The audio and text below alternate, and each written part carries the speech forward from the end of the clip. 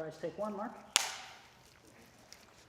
Are you feeling nervous about this at all, or you feel pretty good about it? No, I feel empowered that I get to share my story and that I get to deliver this real life story to the masses and let people know that they're not alone and that life is real, and there are going to be moments where you're like, what the hell, but you're going to get through it and it's going to be okay. Well, I think that's why everybody wants to do this, right? And it's a little bit cathartic to be able to tell your story. 100%. My cyberbullying story started with my best friend growing up as a kid.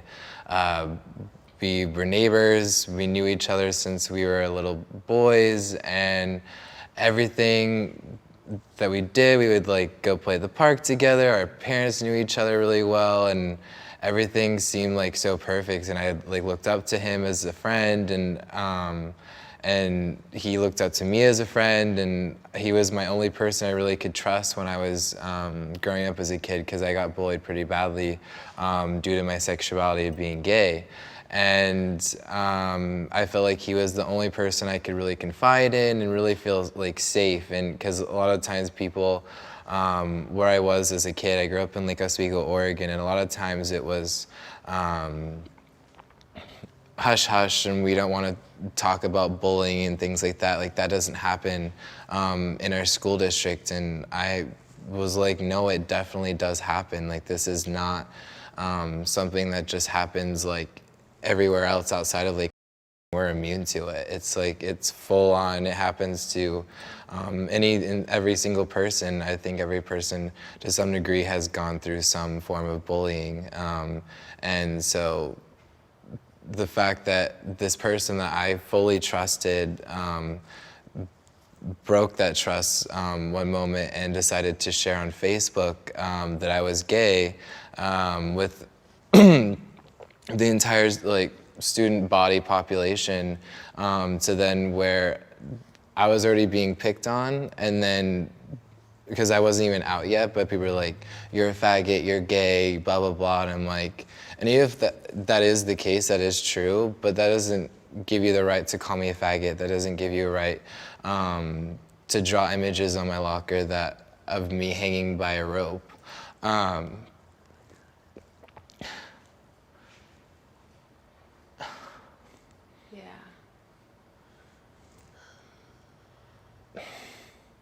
That was really hard. Was that the hardest part? Yeah.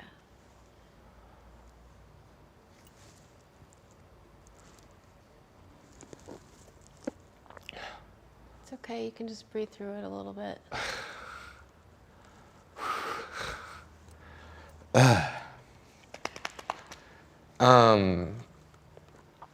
Do you want a tissue? No, it's okay. Okay. It's crazy, even like 7 years down the road, it's still like, still hits you. But yeah, so once my best friend came out to the world and decided that it was his responsibility to tell everyone that I was gay, the bullying only became worse at that point. And I didn't really think anything much of it, because like when MySpace was a thing when I was like 13, I had some kids like say mean things on there, and I had to bring it to the principal's office, and he's like, oh, we'll make sure this gets stopped, that kind of thing. And it was so bad that I thought bullying was just a normal part of growing up. And now being 25, I realized like I didn't have to go through what I went through, and it was very intimidating to like go to school and feel like I didn't have anybody that wanted to listen to me. And a lot of people thought like, oh, well, you're in orchestra and like you're in show choir and you're a straight A student and like you have it all going for you, like everybody loves you. And little did they know that I felt depressed. I felt like no one wanted to be my friend, and I felt like I was literally walking in these hallways where I'm just like, I have nowhere to escape. And it was scary, to be honest, because it was like shit, like I'm 18 years old, already about to like go to college, and I was hoping that I was gonna get the opportunity to like come out. And fortunately enough, like my family, when they found out, they were very supportive, and they were not, they did not hate me. They did not say anything mean to me. They were like, Bryce, it's okay. We love you. We support you. You're still the same Bryce that we knew before this happened. And it's,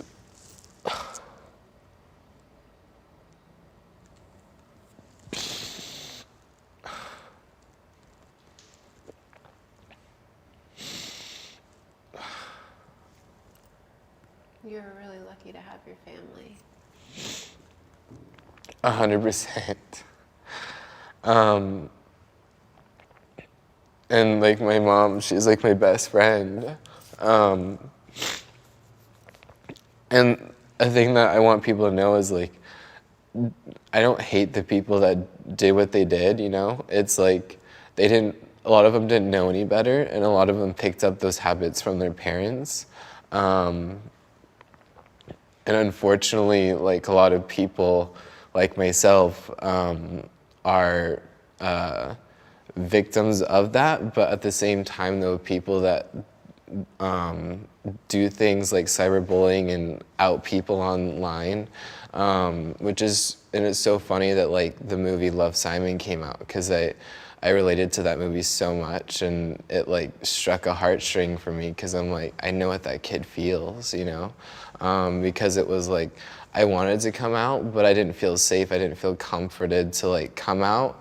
And that's really not anybody else's responsibility besides my own. And I'm so thankful that I had the counselor that I did, and she listened to me every single day almost. And she's just like, you have to keep pushing forward, keep pushing forward. And I did, but a lot of times it was like, I don't know how much more I have left in me to like just keep pushing forward, you know? Like putting a smile on my face is one thing, but like faking a smile is another thing. And a lot of my teachers had no idea that what I was going through was as bad as it was. And I still remember the day when I received like the Counseling Merit Scholarship Award, and my counselor gave the award out. It was like the award ceremony the day before graduation. And it was so overwhelming with like joy, and everything just came so full circle, because then she shared a small synopsis of like my story with the parents of the students that I grew up with. And she also, I could tell that it really impacted her. Like as a counselor, you're not supposed to cry, but I could see that it really like impacted her in a lot of ways. And it was crazy, because when I turned around to like go walk behind stage to go take pictures, I saw many of my teachers like in tears, or like trying to not cry, and it was like,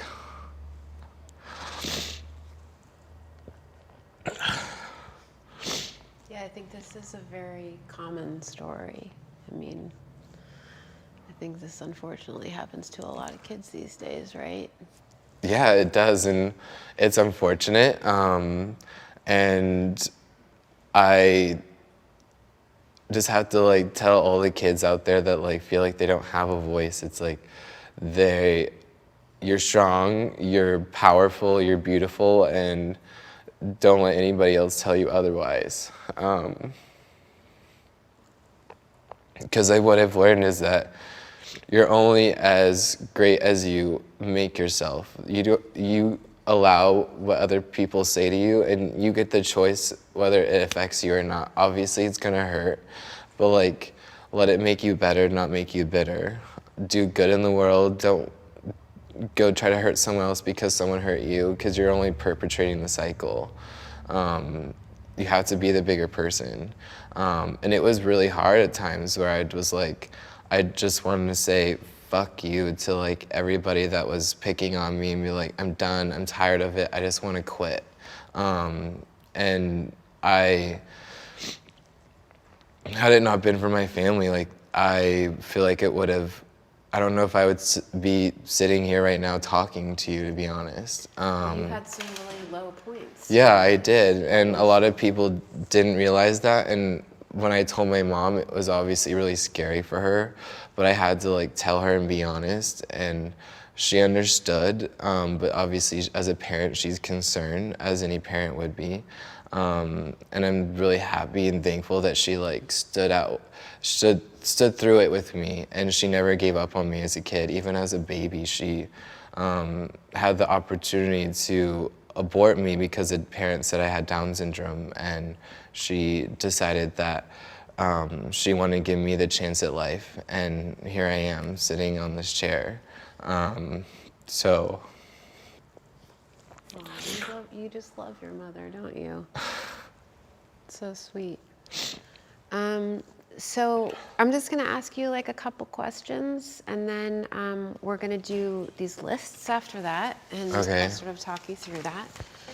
You can take a deep breath. Yeah. Yeah. It's really.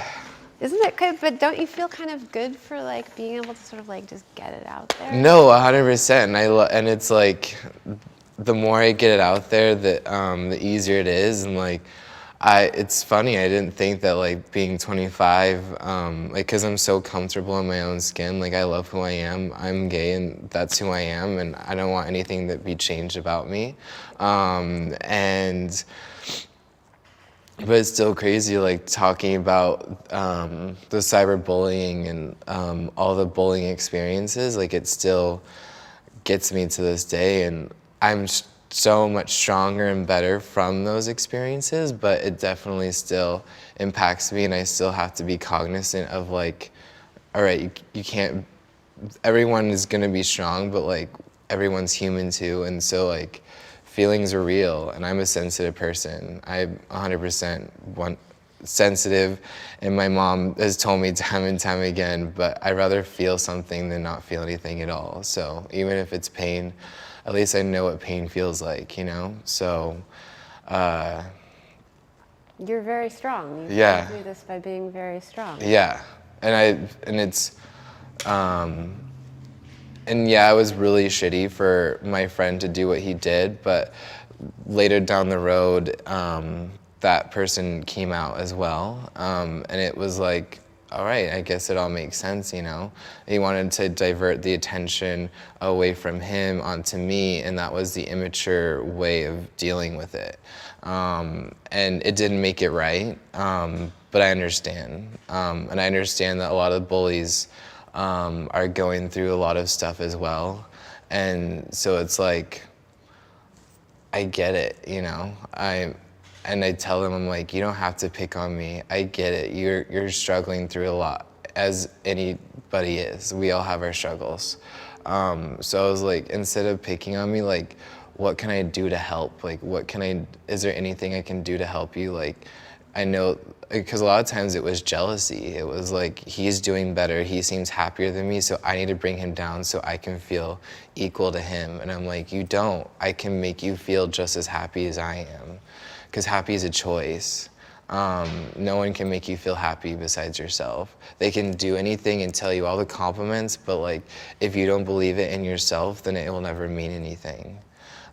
So it's like, you get the choice to be happy, and I had so many things to be happy and to be thankful for as a young adult, and now, like, I had the opportunity to play the violin and like sing in show choir, like, and I started show choir right when Glee came out, and that was also what really empowered me to like be starting to come out as like gay, because I was like, well, look at these kids in this show, like they're doing it, they're doing exactly what I'm doing, I want to do this. And that was such a nice pivotal moment in Hollywood that I really enjoyed.